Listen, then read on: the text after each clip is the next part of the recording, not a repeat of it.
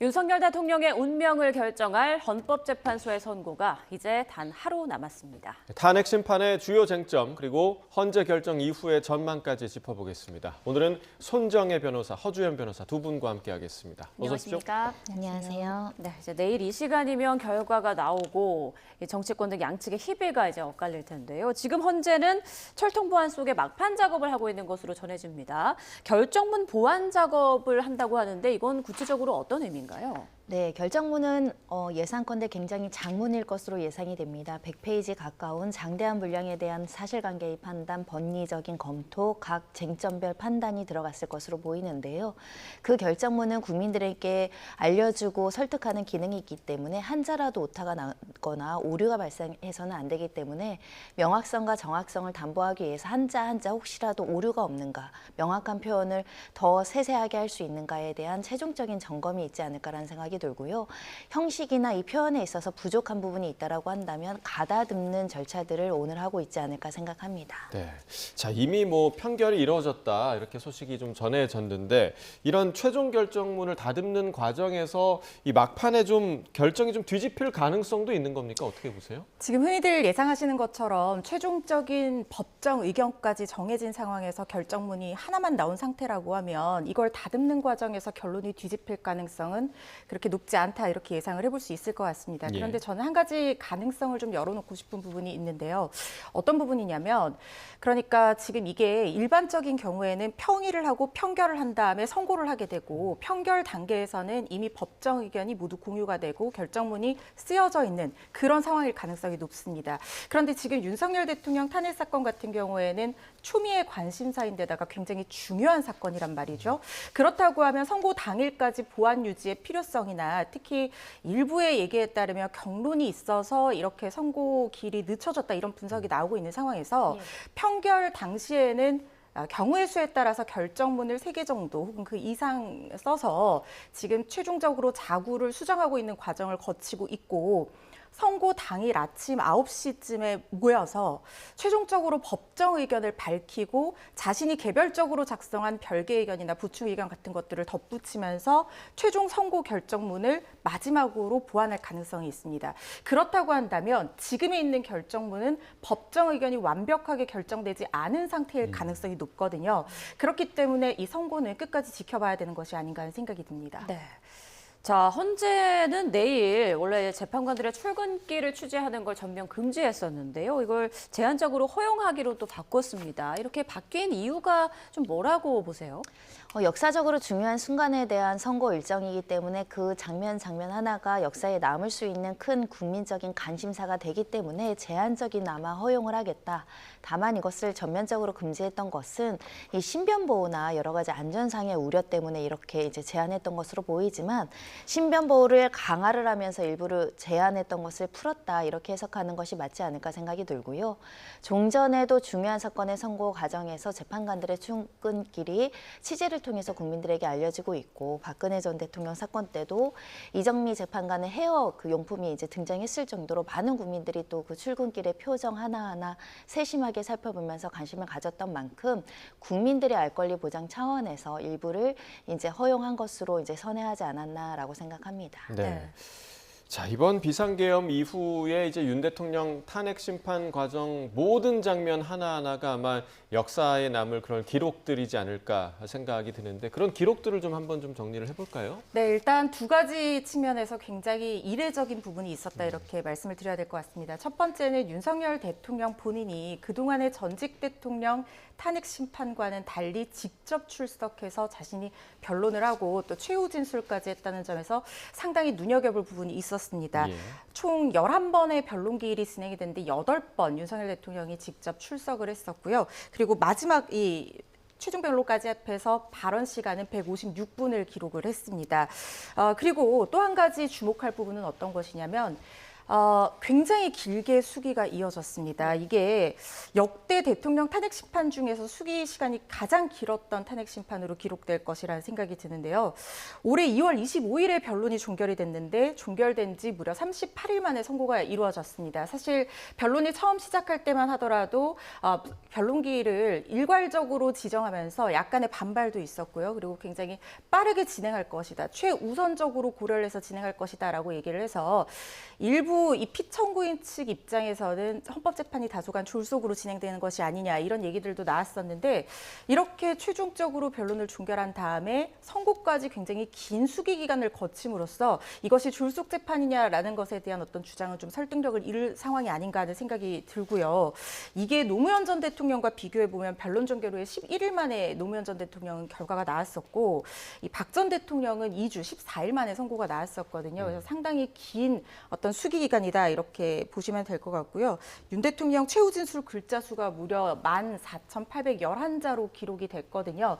대통령이 본인의 어떤 탄핵 심판에 나와서 직접 자신을 항변하고 변수하는 모습이 국민들로 하여금 상당히 이게 이전 대통령의 탄핵 심판과는 달리 여론이 굉장히 극렬하게 부딪히고 양분되는 모습을 보여왔습니다. 수기 기간이 길어질수록 그런 대치도 굉장히 심각해졌었고요. 이런 부분들이 굉장히 기록적인 부분으로 남지 않을까 하는 생각이 듭니다. 예. 네, 이례적 기록적인 일들이 계속 잇따르는 이번 사태였는데 자, 지금 헌재는 긴장감이 감돌고 있습니다. 앞서 전해드린 대로 헌재 재판관들이 이미 평결을 통해 사실상 결론을 확정한 것으로 전해집니다. 네, 윤 대통령 탄핵 심판 과정에서 나왔던 재판관들의 질문을 통해서 그 결과를 유추해 볼 수 있을지 잠시 좀 들어보겠습니다.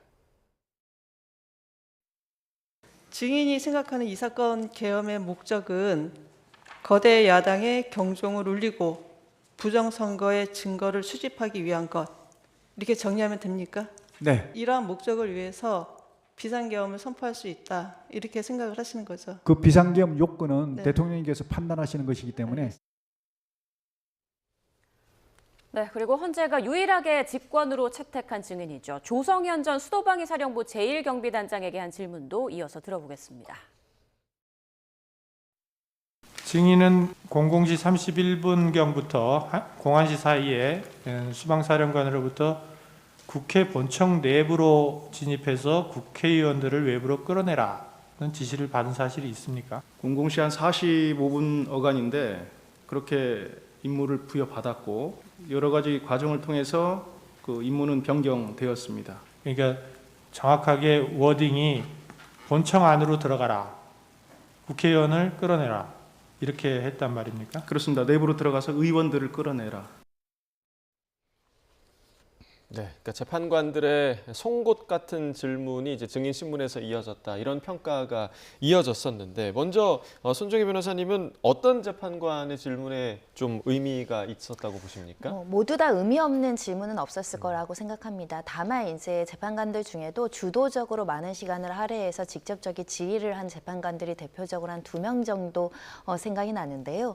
정영식 재판관과 김영도 재판관이 구체적인 사실관계에 대해서 좀 불일치하는 증언이 나왔을 때 하나하나 진실을 확인하거나 하나하나 그 증인에게 그 경위를 자세하게 묻는 질문을 해왔기 때문에 사실관계를 구체적으로 파악하는 데 두 재판관들이 굉장히 예리하고 송곳 같은 질문을 했다라고 여겨지는 상황입니다. 특히 각종근 전 사령관 같은 경우는 요원이냐 의원이냐 많은 사회적인 어떤 논란이 야기된 발언과 관련해서도 하나하나의 사실관계를 되짚으면서 진술의 전체적인 취지를 확인하려고 노력하지 않았을까라는 생각이 들고요. 김영도 재판관 같은 경우도 많은 군 사령관들이나 예하 부대원들의 증언과 관련해서 최종적인 그런 지시자는 누구인지를 또 확인하기 위한 질문들도 해서 이 대통령에 대한 구체적인 지시가 있었는지 여부에 대해서도 진실 확인을 위해서 여러 가지 재판 진행 과정에서 질문을 했다는 점에 있어서는 많은 부분들이 재판관들이 궁금해하는 것이 중요한 쟁점이 될 것이다. 이렇게 예상할 수 있는 질문들이 오고 간 것으로 보입니다. 네, 허주연 변호사는 어떤 질문이 좀 기억에 남으십니까? 저 역시 손정혜 변호사님 의견과 마찬가지로 김영두 재판관 그리고 정영식 재판관의 질문이 상당히 인상적인 부분들이 많았다는 생각이 드는데요. 예. 그중에서 김영두 재판관이 이 증인 신문을 이끌어가는 방식이 법조인으로서도 상당히 배울 부분이 많고 의미 있는 부분이 많지 않았나는 생각이 들어서 인상 깊게 봤습니다. 특히 지금 핵심 쟁점이 되고 있는 부분이 이 국회를 봉쇄해서 국회라는 이 헌법이 부여한 국가기관의 어떤 기능 자체를 무력화하려는 시도를 했는가, 이 부분에 대해서 굉장한 공방이 오고 갔거든요. 예. 그 부분에서 김용현 전 장관에게 질문을 하면서 켜켜이 압박해 들어가는 모습에서 마지막에 김용현 전 장관이 나의 기억은 그렇다라고 하면서 당황하는 그 모습이 굉장히 좀 인상적이었어요. 근데 질문 내용이 이제 국회를 봉쇄하려는 시도가 있었냐라고 물었는데, 봉쇄라는 게 원래 다 막는 건데 의원들은 들어가게 해줬다, 이렇게 김용현 전 장관 얘기를 했거든요. 그랬는데 의원이 들어가지 않는 모습, 그러니까 못하는 모습, 예를 들면 우원식 의장이 담을 넘는 모습, 이건 전 국민이 지켜본 부분이잖아요. 그런 부분에 대해서 얘기를 하면서 거기에 대해서는 그렇다면 어떻게 항변을 할 거냐, 이렇게 다시 한번 질문을 하니까 김용현 전 장관이 당황하면서 들어갈 수 있지 않았냐, 나는 다 들어간 걸로 알고 있다라고 얘기를 하는 모습에서 많은 분들이 좀 비슷한 인상을 느꼈을 거라는 생각이 들고, 이렇게 날카롭게 질문하는 것과는 또 반대로 이진우 수방사령관에게는 이 상당히 증인의 입장에 공감하는 어떤 당신도 어려운 입장이 있는 것을 알고 있다. 그리고 어떤 형사적인 어떤 문제가 있기 때문에 여기서 모든 걸 다 얘기는 하지 않아도 괜찮다. 그렇지만 아까 주성현 단장 신문을 국회 지금 헌재 측에서 유일하게 신청한 증인이었잖아요. 네. 주성현 단장이 이진우 수방사령관의 지시에 따라서 나왔던 사람이거든요.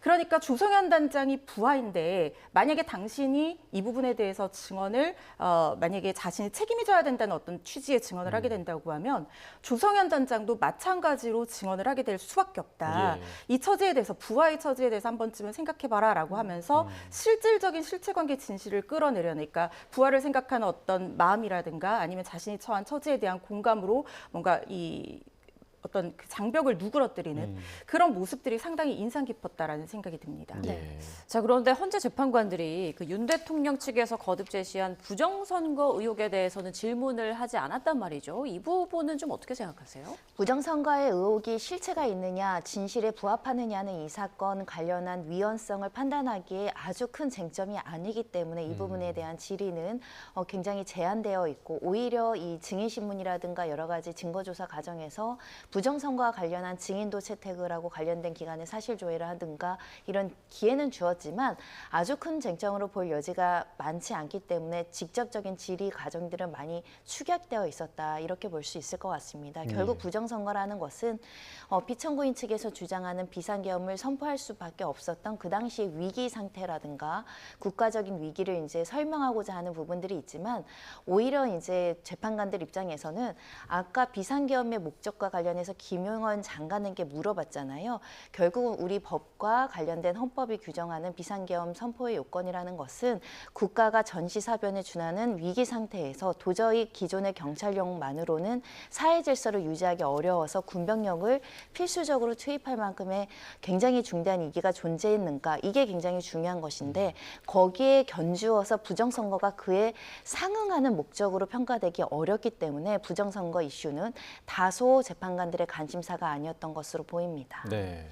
자, 그러니까 중요도에 따라서 이제 질문이 나왔다, 이런 말씀이신데, 그러면 계속해서 이제 지금 여전히 문제가 되고 있었던 그 형법상 내란죄 철회와 관련한 발언도 이제 재판관들이 언급을 하지 않았단 말이죠. 이 부분도 중요하지 않다고 생각한 걸까요?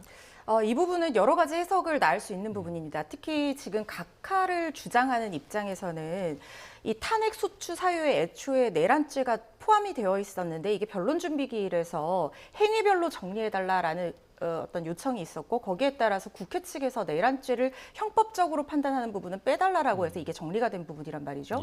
그런데 여기에 대해서 지금 재판이 진행되는 내내, 그리고 한덕수 국무총리 탄핵 심판 결과에서도 재판부가 내란죄에 대한 어떤 판단이라든가 내란죄 철회를 각하 사유로 볼 수 있을 것인지에 대한 예단을 드러낸 적은 한 번도 없습니다. 그렇기 때문에 이게 각하를 주장하는 쪽에서는 내란죄를 철회한 게 각하 사유가 될 수 있다. 왜냐하면 탄핵 소추안에 그것이 포함이 되어 있었다라고 하면 탄핵 소추안이 가결되지 않았을 가능성을 얘기를 하고 있는 부분이거든요. 그런데 이 부분은 사실 박근혜 전 대통령 탄핵 심판 때 한번 정리가 된 부분이 있습니다. 그때 당시에 소추 사유가 새롭게 추가가 됐었는데요. 그때 이제 최종적으로 판단을 할 때 재판관들이 어떻게 입장을 밝혔었냐면, 기초적인 사실관계가 동일하지 않는 새로운 소추 사유의 추가는 허용될 수 없어서 판단하지 않겠다라고 얘기를 했거든요. 이걸 바꿔서 나눠서 얘기하면 기초적인 사실관계가 동일한 부분에 대해서는 소추 사유의 사실상의 어떤 변경이라고 할지라도 그 형법적 판단을 달리하는 부분이 아니라 행위 자체를 평가하는 부분에 있어서는 허용을 해줄 수 있다라고 볼 여지가 있습니다. 그렇기 때문에 요거는 결론이 나봐야지 이게 각하 사유로 판단될지 아닐지에 대해서 확인을 할 수 있을 것 같은데 이 위헌 위법성을 판단한다는 것이 반드시 형법적인 내란죄의 성립 여부를 전제로 하지 않고서도 헌법과 개헌법에 위반하는지 그리고 그것이 나아가서 중대 명백한 정도에 이르렀는지에 대해서 판단을 하게 된다고 하면 파면을 할지 아니면은 그대로 직을 유지를 할지 기각을 할지 이 부분에 대해서 헌법재판소에서 판단을 할 수 있도록 되어 있거든요. 그렇기 때문에 이 부분에 대해서는 각하 사유로 되기는 조금 어려운 상황이 아닐까 하는 개인적인 생각이 듭니다. 예. 자, 재판관들의 질문을 통해서 쟁점들 다시 한번 짚어봤는데요. 그렇다면 재판관들이 가장 주목했을 만한 증인이나 증언이 있다면 어떤 게 있을까요? 가장 처음에 그 증인으로 선 김용현 장관이 이 사건의 핵심적인 그 중요 수행자이기 때문에 굉장히 이 사람에 대한 증언과 관련한 사실관계에 집중했을 가능성이 있습니다. 처음 증언을 한다는 건 그만큼 구체적인 사실의 핵심에 있는 자이기 때문에 이 포고령을 작성하거나 비상계엄을 선포하는 절차에 어떠한 의도로 어떤 사람이 주로 관여했는지가 굉장히 중요한데요. 이 포고령을 직접 대통령이 검토하고 승인했는지가 굉장히 중요한 사안이었습니다. 이 부분과 관련해서도 재판관들이 직접 확인하는 과정들도 거친 만큼 이 포고령 내용 자체가 위헌이고 위법적이라고 한다면 이것을 누가 작성하고 이 내용에 대해서 윤 대통령이 알고 승인했는지 굉장히 중요한 요소가 되기 때문에 이 부분과 관련해서 주요 내용들을 살펴볼 가능성이 있고요. 특히 이제 국회 활동과 관련해서는 김영도 재판관이 왜 해제 결의가 이렇게 늦게 해제 결의가 있었음에도 불구하고 해제 선포가 늦었는지에 대한 질문도 했었던 적이 있었거든요. 즉 국회 측의 국회의원들의 활동을 막으려고 했거나 지연시킴으로 인해서 헌법 질서에 대해서 침해했는가도 굉장히 중요한 요소가 될 수 있기 때문에 국회의원들의 활동을 제한하는 포고령 작성을 왜 썼는가, 그리고 실제 실행을 했는가, 그리고 실제 해제 결의 이후에 즉시 해제하지 않고 시간이 지체된 연유가 무엇이었는가, 그에 따라서 헌법 질서를 수호할 의지가 강력한가 미약한가, 또는 헌법 질서를 파괴하려고 했는가에 대한 판단을 구체적으로 하지 않을까 합니다. 네. 자, 이제 윤석열 대통령은 조금 전에 이제 들으셨던 대로 현직 대통령 최초로 탄핵 심판 변론기일에 8차례 직접 출석을 해서 계엄의 정당성을 주장하기도 했는데요. 피청구인으로서의 윤석열 대통령의 목소리를 듣고 이야기 나눠보겠습니다. 이번 그 사건을 보면은 실제 아무런 일도 일어나지 않았는데 뭐 지시를 했니, 지시를 받았니, 뭐 이런 얘기들이 마치 그 어떤 호수 위에 떠 있는 달 그림자 같은 거를 쫓아가는 그런 느낌을 좀 많이 받았고요. 네, 아주 화제가 됐던 표현이죠. 호수 위에 떠 있는 달 그림자. 그 부분을 좀 들으셨습니다. 그러니까 대통령이 어떤 모습으로 나올 것인가, 이 부분이 굉장히 좀 주목되는 부분이기도 했고, 매일매일 또 같은 옷을 입고 나온 부분도 굉장히 좀 눈에 띄는 부분이었습니다. 허 변호사님은 가장 기억에 남는 윤 대통령의 말이 있다면 좀 어떤 말이 있었을까요? 뭐 앞서 보신 호수 위의 달 그림자 굉장히 많이 회자가 된 부분이어서 그것도 기억이 나고, 또 한 가지 재판의 어떤 진행 상황과 연결해서 윤석열 대통령 증언 중에, 그러니까 발언 중에 제가 좀 주목했던 부분은 국회 봉쇄 지시가 있었냐, 이게 지금 핵심 쟁점이거든요. 그런데 봉쇄 지시에 대해서 김봉식 청장도 조지호 청장도 수사기관에서의 얘기와는 좀 별개로 헌재 심판에 나와서는 이 부분에 대해서는 지시가 없었다라고 부인을 했던 상황이었습니다. 그런데 윤석열 대통령이 본인이 증언을 하면서 비상계엄 3시간 전 삼청동 안가에서 만났을 때 김용현 전 장관이 국회 내 외부 경력과 군인 배치에 대해서 그림까지 그려가면서 설명했다. 이 부분을 얘기를 한 부분이 있거든요. 사실 지시를 받았다는 사람이 직접적인 봉쇄 지시가 없었다라고 얘기를 하고 있는 상황에서 이런 그림을 그려가면서 본인이 있는 자리에서 이걸 설명했다라는 것이 윤 대통령에게는 어떻게 보면은 좀 도움이 되지 않는 증언이었을 가능성이 있다라는 생각이 들고, 연결해서 윤석열 대통령의 증언은 아니지만 김용현 전 장관의 증언 부분도 상당히 어떻게 보면은 중요했던 어떤 증언이 있었다고 생각을 하는 부분이, 최상목 권한대행에게 최상목 기재부 장관에게 메모를 줬냐, 그 메모 안에 비상입법 기부의 예산 편성과 관련한 내용이 느냐라는 질문이 있었거든요.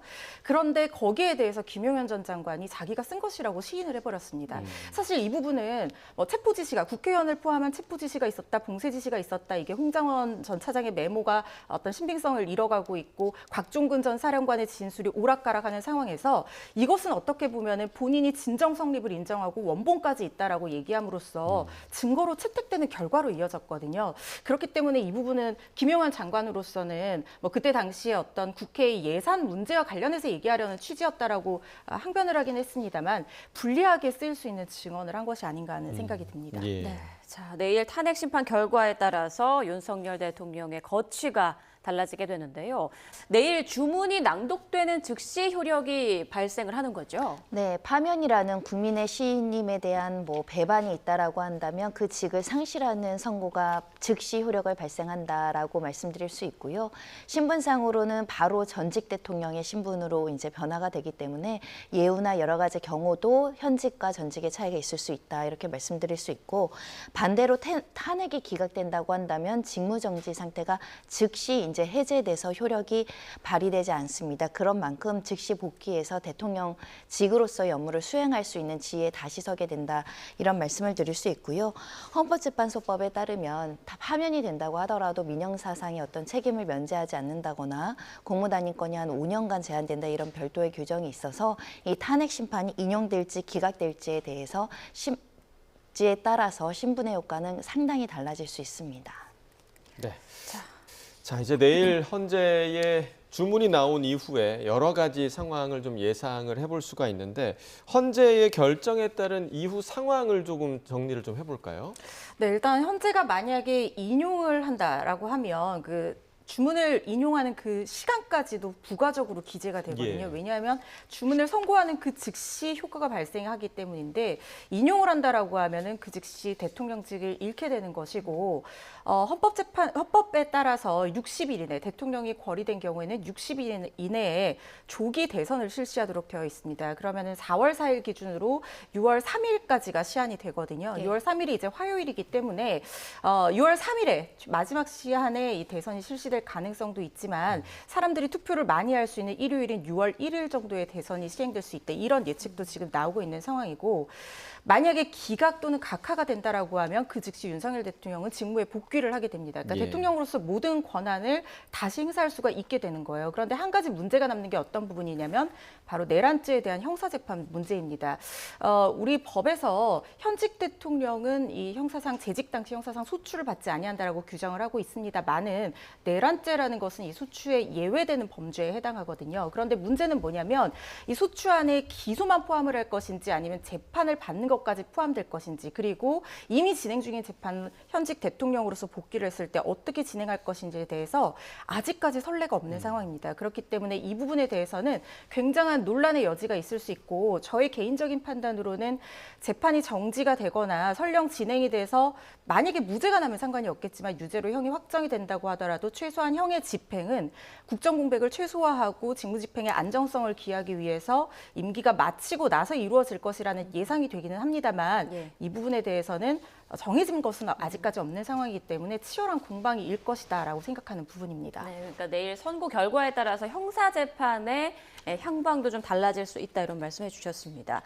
자, 뭐 여러 가지 윤 대통령 탄핵 심판에서 한 5가지 정도로 쟁점을 꼽을 수 있겠지만 그중에서 무엇보다 비상계엄 선포와 실행 과정에서 위헌 위법적인 요소가 있었는가, 그리고 있었다면 이 행위가 파면에 이를 정도로 중대한가, 이게 핵심 쟁점이 되겠죠. 그렇습니다. 과거의 비상계엄 선포와 관련한 포고령의 위헌성과 위법성을 판단한 판례의 구조들을 살펴보면 모두에는 비상계엄의 요건과 절차를 지켰는지에 대한 절차적인 부분을 이제 검토를 하고요.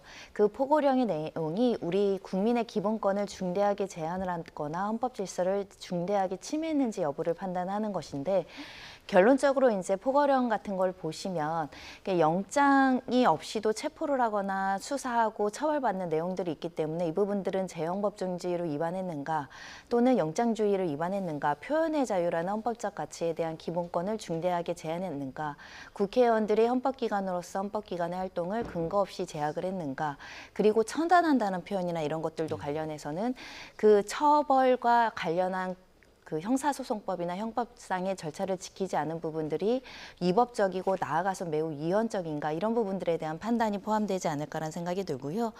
그럼에도 불구하고 중대하지 않은 그 위헌과 위법적인 부분이 있다라고 하더라도 중대성과 관련해서 이걸 희석시킬 수 있는 요소로서 대통령 측에서 주장하는 여러 가지 다양한 국가적인 위기 상태에 대한 부분이 있어서 부득이하게 다소 비상계엄과 관련해서는 절차적인 요건이라든가 계엄법을 위반했다라고 하더라도 참작할 점이 있다. 그렇게 이제 판단을 한다면 중대성은 조금 인정되지 않고 다소 참작할 점이 있다라는 취지로 결정이 날 수 있기 때문에 현재로서는 헌법 소의 관점과 국민 신임을 중대하게 배반했는지는 예단하긴 어렵지만 결국은 재판관들 한 명 한 명의 구체적인 과거의 선례나 판례를 기추어서 또 헌법 질서가 추구하고자 하는 바가 무엇인지를 설시하면서 중대성 여부를 판단하지 않을까 합니다. 네, 자 결국 이제 헌재가 내일 어떤 결정을 내놓을지 저희가 계속해서 이제 방송을 통해서 다양한 전망을 하고 있습니다.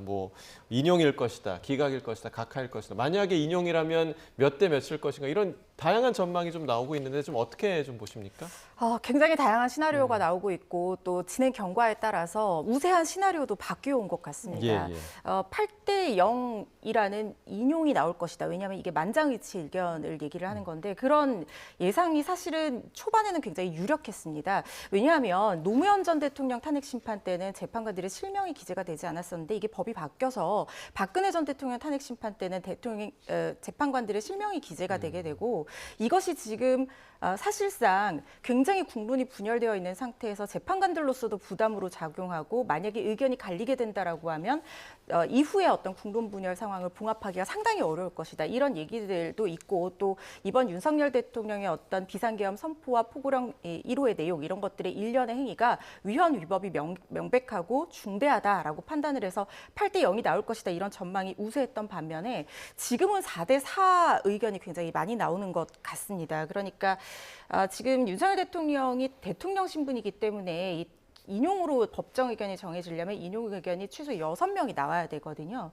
그런데 지금 5대 3, 4대 4 이렇게 된다고 하면 기각이 나오는데 5대 3이라고 하면 마은혁 재판관 임명이라는 변수와 연결이 될 여지가 있습니다. 왜냐하면 5대 3이라고 하면 9명 마은혁 재판관이 임명이 됐을 때 6대 3으로 인용될 가능성이 굉장히 높은 상황이다. 이런 얘기들이 굉장히 강력하게 제기가 되고 있는 상황에서 지금 헌재에서 이전에 결정을 했을 때 7명으로 심판을 할 수 있다 이 결정을 하면서 무슨 얘기를 했냐고 하면 3명의 재판관 공석을 만약에 임명을 했을 때 결과가 뒤바뀔 여지가 있다라고 하면 그건 결정을 미루면 된다 이렇게 얘기하면서 이 7명으로 심판해야 된다는 조항의 효력을 정치를 했었거든요.